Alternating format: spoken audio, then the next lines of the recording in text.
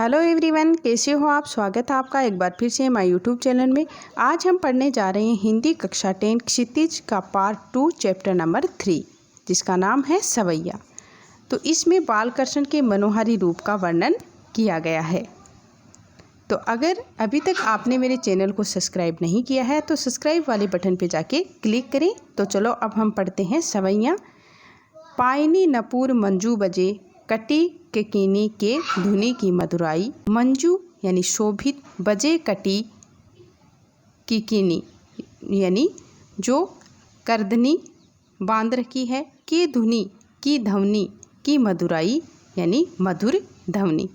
पायनी नपूर मंजू बजे कटी किकीनी के धुनी मधुराई यानी यहाँ देव कवि कह रहे हैं कि उनके यानी श्री कृष्ण के पैरों में, पायनी नपूर यानी पैरों में, मंजू यानी शोभित, बजे कटी कखिनी यानी मतलब जो पायल हैं वो श्री कृष्ण के पैरों में शोभित हो रही हैं।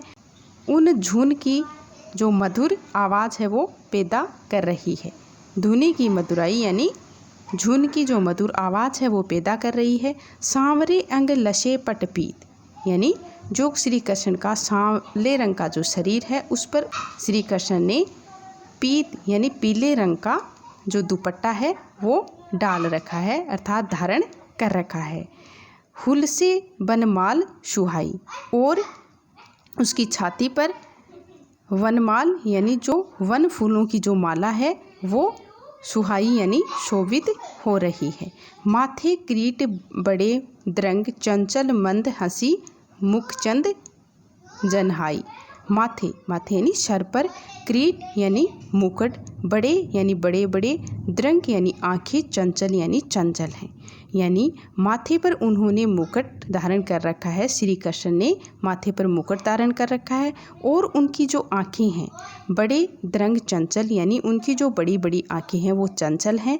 और हंसी मंद हंसी, मुखचंद जुनहाई और उनके मुख पर अत्यंत ही जो मतलब मंद मंद हंसी है अर्थात मुस्कान है जो अत्यंत ही मन को मोह लेने वाली है अर्थात मनमोहक है।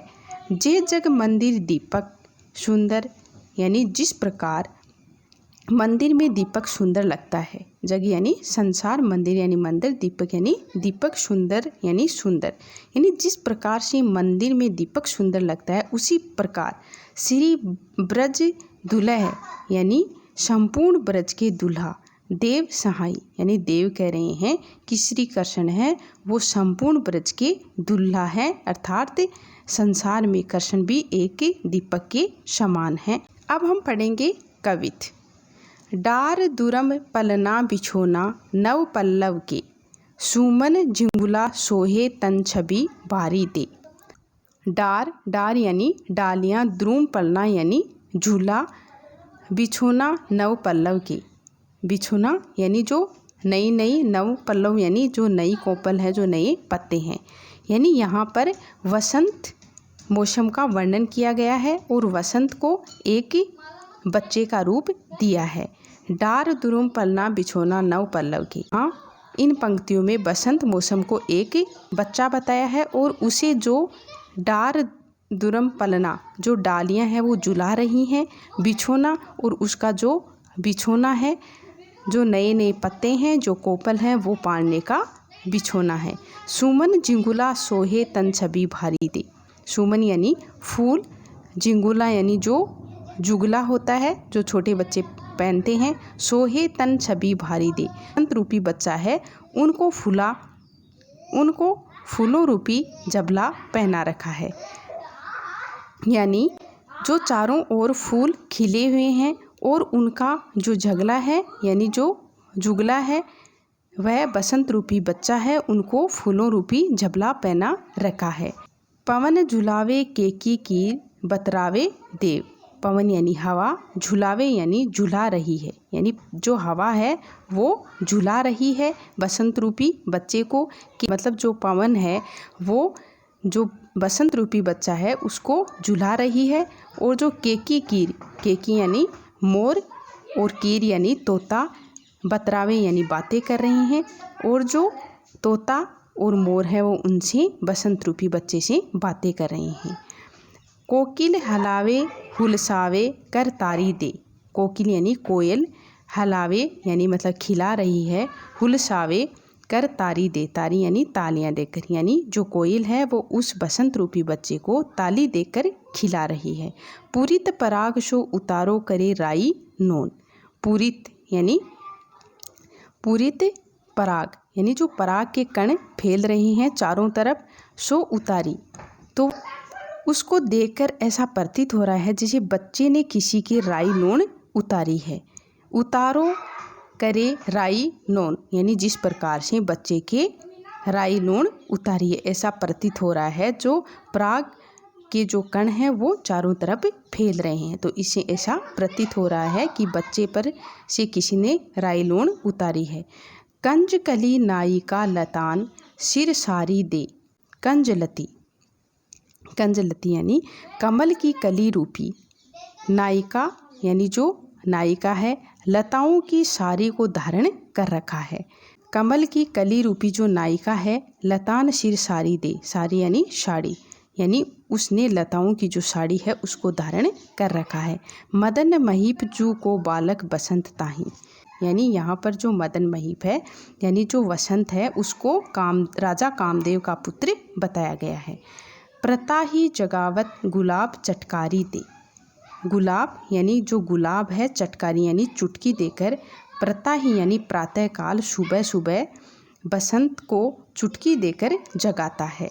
जगावत यानी जगाता है, यानी सुबह सुबह जो गुलाब है वो बसंत को चुटकी देकर जगाता है। अब हम पढ़ेंगे कवित। फटीक शिलानी सो सुधरायो सुधा मंदिर। फटीक, फटीक यानी एक नग है जो बहुत ही चमकीला होता है। शिलानी यानी शिला पर, सो सुधरायो सुधा मंदिर यानी जब शिला पर चांदनी की रोशनी पड़ रही है तो वह फटीक नग के समान चमक रहा है। उदही दही को सो अधिकाई उमंगे अमंत। और जो हमारा जग है वह एक चांदनी रात के समान लग रहा है। उदही दधी को सो अधिकाई उमगे अमन। और सागर में इस समय लहरें उठ रही हैं और वो उस पर उठने वाला फेम चांदनी रात में बिल्कुल दूध जैसा लग रहा है। बाहर ते भीतर लो भीती न दिखिए देव। हर तरफ चांदनी बिखरी हुई है, अर्थात चांदनी का प्रभाव है वो हर तरफ हो रहा है, अर्थात पूरे ब्रह्मांड के साथ साथ हमारे हृदय तक भी पहुंच गया है। यानी चांदनी रात का प्रभाव है वो पूरे ब्रह्मांड के साथ साथ हमारे हृदय तक भी गया है, अर्थात फैला हुआ है। दुग्ध को सो फेन फैलो आंगन फरसवत, यानी आंगन में भी चांदनी ऐसे फैल रही है जैसे दूध का झाग फैला हो। दूध को सो फेन फैलो आंगन फरसवत, यानी आंगन में भी जो चांदनी है वो ऐसे फैल रही है जैसे दूध के जो ऊपर झाग होते हैं उसी प्रकार से आंगन में भी चांदनी इस प्रकार लग रही है, प्रतीत हो रही है, यानी जैसे दूध का झाग फैला हुआ है। तारा सी तरुणी तामे थाटी झिलमिली होती, यानी जो आकाश में हम जो तारे देखते हैं जो टिमटिमाते हुए हमें दिखाई देते हैं वो इस समय ऐसे प्रतीत हो रहे हैं जैसे वो धरती पर उतर आए हैं। मोतिन की ज्योति मिलो मलिका को मकर हंद, यानी और वो तारे इस तरह आए हैं जैसे किसी मलिका ने या किसी स्त्री ने आभूषण जो मोतियों के आभूषण हैं उनको पहन रखा है और वो इधर उधर चल रही है। आरसी रे अंबर में आभा सी उजारी लागे, यानी अंबर यानी आकाश में चांदनी रात से ऐसा प्रतीत हो रहा है जैसे चारों ओर उजाला फैला हुआ है और कोई ईश्वरीय शक्ति है। आभासी उतारी लगे, यानी इस प्रकार लग रहा है कि कोई ईश्वरीय शक्ति है, ईश्वरीय शक्ति है वो फैली हुई है। चांदनी रात में हमें ऐसा प्रतीत हो रहा है जो हमारे चारों तरफ उजाला छाया हुआ है। प्यारी राधिका को प्रतिबिंब सो लागत चंद, यानी प्रतिबिंब यानी जो परछाई है, प्यारी राधिका यानी सुंदर राधिका, यानी जिस प्रकार राधिका का मुखड़ा सुंदर है उसी प्रकार चंद सो लागत चंद, उसी प्रकार चंद्रमा भी इस समय बहुत ही सुंदर दिख रहा है। तो बच्चों, हमने इस पाठ का अच्छे से अध्ययन किया है और आपको समझ में आ गया होगा।